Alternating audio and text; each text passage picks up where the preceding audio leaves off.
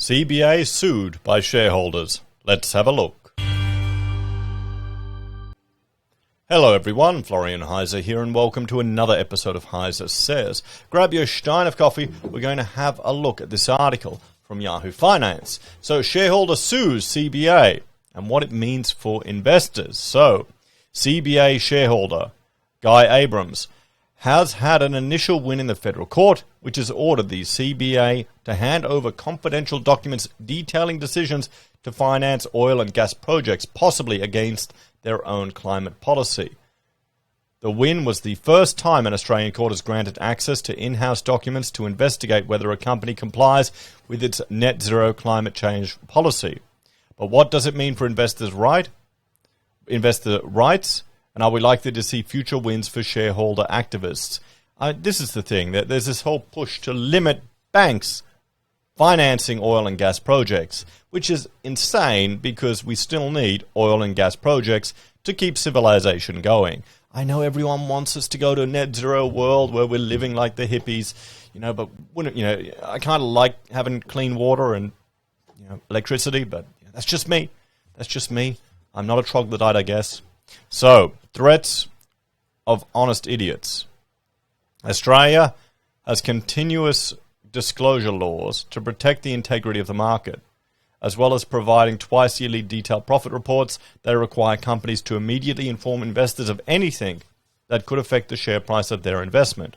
All ASX-listed companies that individuals or superannuation funds can buy shares in are obliged under the continuous disclosure laws to inform you. This gave shareholders opportunities for class actions when the disclosure was breached, like the 2011 Guns class action. The Tasmanian Wood Company, whose managing director, John Gay, was convicted for insider trading. However, in August 2021, Treasurer Josh Frydenberg made permanent amendments to the law so that companies and officers will only be liable for civil penalty proceedings around continuous disclosure where they have acted with knowledge, recklessness, or negligence. The news has been seen as a watering down of legislation that allows companies and directors to claim naivety as honest idiots to avoid penalties. Yeah, I doubt that will stand up in court, to be honest. Come on. If it's not knowledge, recklessness, or negligence, yeah, that's what you are liable for being negligent. I completely agree with that change. That makes a lot of sense.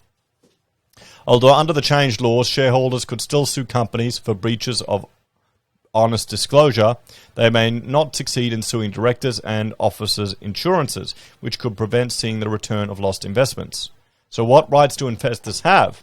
As a shareholder of an ASX-listed company, you have rights that include attending and participating in annual general meetings and voting either in person or by proxy, receive a detailed annual report, including company financials in either a full or condensed form, be informed of any significant announcements that could affect the share price, receive dividends twice a year, which you may receive as additional shares through a dividend reinvestment plan, participate in corporate actions such as share buybacks or mergers.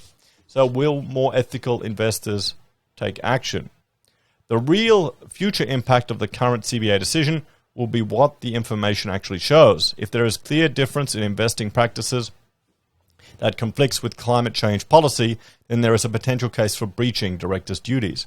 This may be the start of a new era of climate change litigation, where shareholders can hold the companies they invest in accountable for their policy commitments.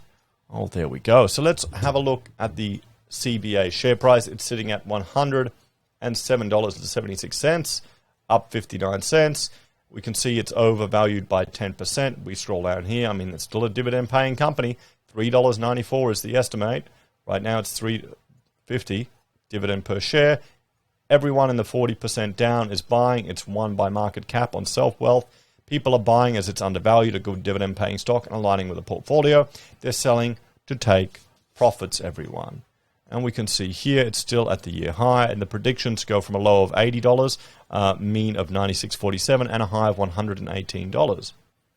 And yeah, it's still pretty bullish. The ESG score is a C+, because the controversies drag them down, everyone. So CBA sued, hasn't really manifested in the share price. Let's have a talk about this one. I think they're right on the money here. We're going to see much more of this shareholder corporate activism for political and ideological purposes. It's starting to work its way through to businesses and banks. The popular trend seems to be pushing towards a more environmentalist ideological response to what's happening in the global context. Whether it will make any difference or not is irrelevant. It's just where the trend is, and that's where the money will go, and that's where the political influence will fall. We're seeing it with ScoMo's new push for electric vehicles. So, as the people who are watching, sensibly minded people, how can we invest to make the best returns out of this environment? Well, maybe it's time to look at some lithium or hydrogen stocks, or maybe even some ammonia production stocks for potential shipping upgrades. What do you reckon, guys? Now, are you going to hold on to your CBA shares, or will you sell them? I don't intend to sell mine. It's a long hold, everyone. I mean, CBA, it's pretty much Australia, guys. The banks and housing, yeah, that's Australia. You're buying CBA shares, you might as well be buying government-backed bonds, pretty much. I know there's a whole lot of fear going on now about bank bail-ins. I think the Citizen Party wants to up their membership, so they're pushing that out. I'm not worried about that in the slightest. If anything like that happens, you'll see more government intervention. Look at Mortgage Keeper, guys. Look at Mortgage Keeper is a joke. It may become a reality. Look at JobKeeper. Look at all of the money that was pumped into housing. The precedent's now been set. There'll be demand for it in the future. Anyway, I'd like you to have a look at this previous video I did about, this one is about ammonia shipping. Where Twiggy Forrest is suggesting it. This was an earlier video I did today. Make sure you check it out if you haven't, guys. Because, from an environmental perspective, that would have a huge impact. See you later.